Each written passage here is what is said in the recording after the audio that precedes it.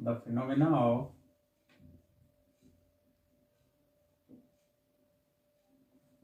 of converting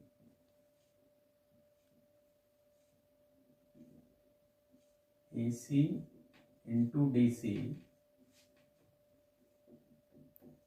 is called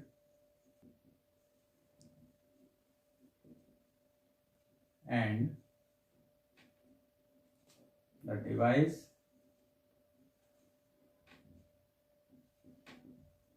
which is used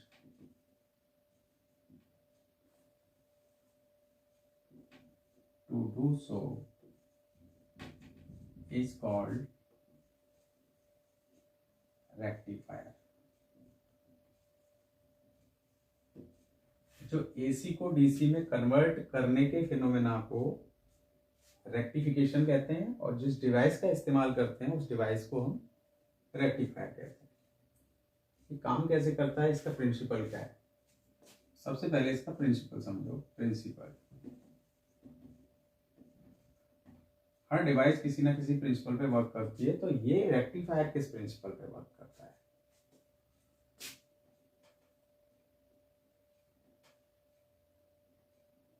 We know that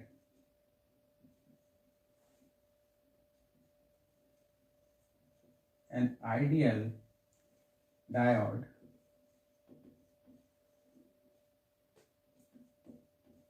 passes only that part of AC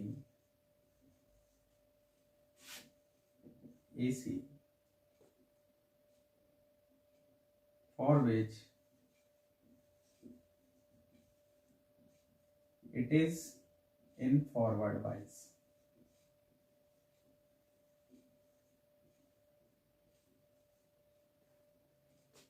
Which is the principle of rectifier. Which is the principle of rectifier. अच्छा, हमने पिछली class में देखा था कि diode केवल उस part को पास कर सकता है एसी का जिस पार्ट के लिए डायोड फॉरवर्ड वाइज में, रिवर्स वाइज में होगा तो इनफाइनाइट रेजिस्टेंस शो करेगा और उस पार्ट को पास नहीं होने देगा। प्रोसेस कैसे होती है?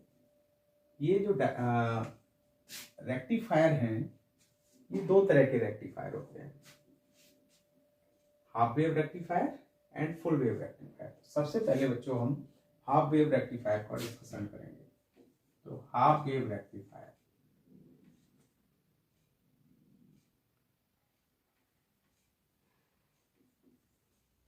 हाफ वेव रेक्टिफायर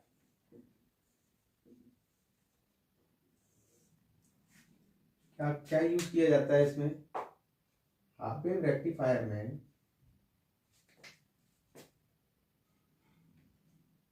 एक स्टेप डाउन ट्रांसफार्मर कंसीडर करिए। ये प्राइमरी कॉइल्स हैं, नंबर ऑफ प्राइमरी कॉइल्स ज़्यादा हैं, और यहाँ हमने ले लिए सेकेंडरी कॉइल्स, वो कम है। तो ये स्टेप डाउन ट्रांसफार्मर हो गया। यहाँ से हम एसी इनपुट प्राइमरी कॉइल को प्रोवाइड करते हैं। ये सेकेंडरी कॉइल है और ये सेकेंडरी कॉइल आपका यहाँ किसी डायोड के साथ कनेक्ट किया और ये लोड रेजिस्टेंस हो गया RL, लोड रेजिस्टेंस। तो ये डायोड, तो यहाँ से क्या होगा बच्चों, ये अरेंजमेंट है। इस अरेंजमेंट में ये लोड रेजिस्टेंस यहाँ हमें कनेक्ट चाहिए। हाफ साइकिल के लिए इनपुट किस तरह से होगा? इनपुट एसी, इनपुट इसी जो हम इनपुट सप्लाई करेंगे वो इनपुट वेव कुछ इस तरीके से होगी। यहाँ लोड रेजिस्टेंस में आपको आउटपुट मिलेगा, तो आउटपुट किस तरीके से? Output AC. अब इस एसी का आउटपुट कैसे होगा वो समझने वाली बात है। हाफ साइकिल के लिए ये पॉजिटिव होगा, ये नेगेटिव होगा। जब इसकी पॉजिटिव पोलैरिटी होगी तो यहाँ नेगेटिव पोलैरिटी होगी और इधर पॉजिटिव पोलैरिटी होगी। हाफ साइकिल के लिए ये डायोड फॉरवर्ड बायस में होगा और हाफ साइकिल के लिए ये डायोड रिवर्स बायस में होगा। तो आउटपुट में जो करंट मिलेगा आपको वो जब पॉजिटिव साइकिल होगी, पॉजिटिव साइकिल जब ये फॉरवर्ड बायसिंग में होगा तब आपको आउटपुट मिल जाएगा। रिमेनिंग निगेटिव साइकिल वाला आउटपुट आपको क्रॉप हो जाएगा, यहाँ नहीं दिखेगा। फिर से पॉजिटिव हाफ साइकिल आउटपुट में दिखेगी और नेक्स्ट पॉजिटिव हाफ साइकिल आपको आउटपुट में दिखेगी। तो यहाँ जो है ये डायोड हाफ साइकिल के लिए रिवर्स बायस में होता है, हाफ साइकिल के लिए फॉरवर्ड बायस में होता है। फॉरवर्ड बायस में जब होता है तो आउटपुट में करंट आ जाता है और रिवर्स बायस में जब होता है तो ये करंट को ब्लॉक कर देता है, करंट पास नहीं होने देता। तो ये जो इनपुट एसी है उसका केवल आधा पार्ट आउटपुट में आपको देखने को मिलता है, इसलिए हम इसको हाफ वेव रेक्टिफायर बोलते हैं। Rectifier second one is full wave rectifier.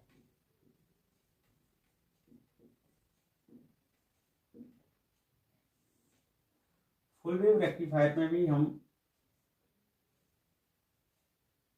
Step down transformer लगाते हैं। यहां से एसी इनपुट होगा, ये कपल्ड है, एक डायोड इधर D1 और एक डायोड इधर D2 कनेक्ट करते हैं। तो फुल वेव रेक्टिफायर में 2 डायोड का इस्तेमाल करते हैं। और यहाँ बच्चों हम लोड रेजिस्टेंस ले लेते हैं, ये लोड रेजिस्टेंस है। इस लोड रेजिस्टेंस में हमें करंट चाहिए होता है। कैसे कनेक्ट करते हैं, ये जो सेकेंडरी कॉइल है ये सेंट्रली टैप्ड होता है, ये अर्थ करते हैं सेंटर से इसको, और इसको यहाँ लोड रेजिस्टेंस से भी कनेक्ट करके रखते हैं। तो ये सर्किट डायग्राम आपको बनाना सीख लेना है। अब बच्चों होता क्या है, इनपुट और output, input AC, input AC कैसा होगा, इसका वेव फॉर्म कुछ ऐसा ही होता है। और आउटपुट एसी कैसा मिलेगा, इसमें आउटपुट एसी जो मिलेगा वो कुछ इस तरीके का होगा। बच्चों यहाँ समझना क्या है, लिखना कैसे है, जब इसकी पॉजिटिव पोलैरिटी होगी यहाँ नेगेटिव होगा, यहाँ जब नेगेटिव होगा तब यहाँ पॉजिटिव होगा। हाफ साइकिल के लिए ये पॉजिटिव, हाफ साइकिल के लिए ये पॉजिटिव। हाफ साइकिल के लिए जब डायोड D1 पॉजिटिव होगा तब ये फॉरवर्ड बायसिंग में जाएगा। फॉरवर्ड बायसिंग में ये करंट इससे पास करेगा लोड से, इस रास्ते से करंट मिलेगा हाफ साइकिल के लिए।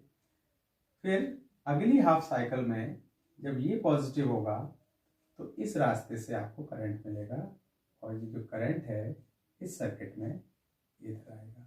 मीन्स अब इस पॉइंट पर सोचिए बच्चों, इस पॉइंट पर हाफ साइकिल के लिए करंट इस डायरेक्शन में आ गया और हाफ साइकिल के लिए इसी पॉइंट पर करंट इस डायरेक्शन से आ गया। तो इस आउटपुट लोड रेजिस्टेंस में हमेशा हमें एक ही डायरेक्शन में करंट मिलता है। तो वेव का फॉर्म कुछ ऐसा होता है, हाफ साइकिल पॉजिटिव के लिए ये आउटपुट मिला, रिमेनिंग हाफ साइकिल के लिए भी डायरेक्शन करंट की सेम रही, इसलिए आउटपुट यहाँ पे भी ये मिला। तीसरा आउटपुट आपको फिर से यहाँ मिला, चौथा फिर से यहाँ मिला, और ये एक ही डायरेक्शन में करंट आपको मिलता है। तो output AC.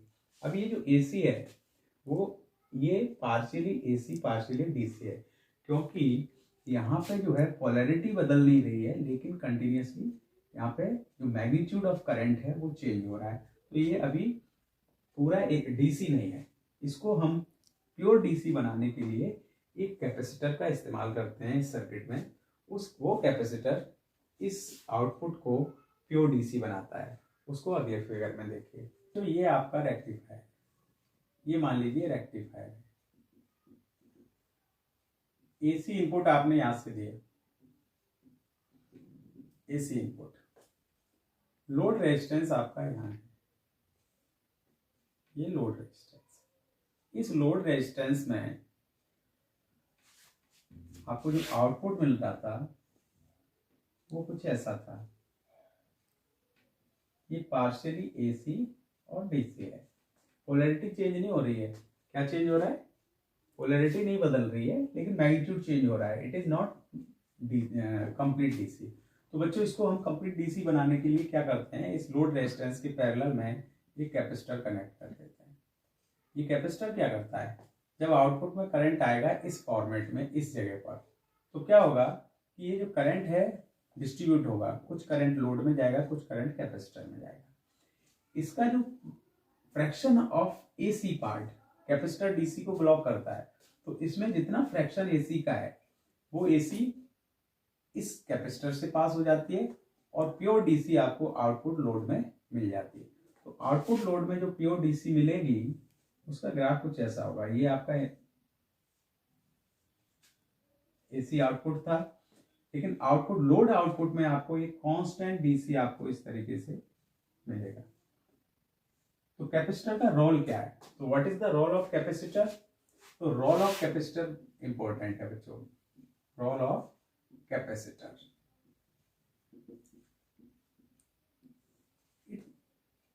Use of capacitor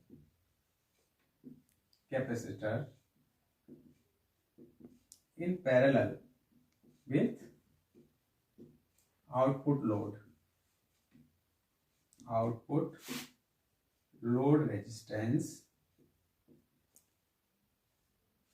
provides constant output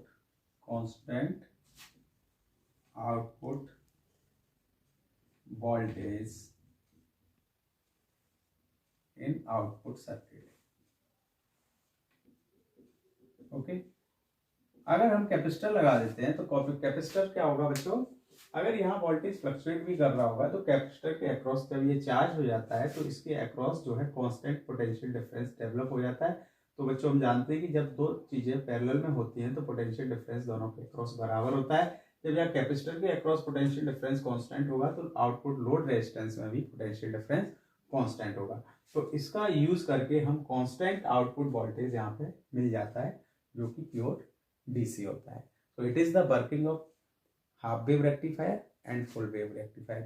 These are the devices used to convert AC into DC.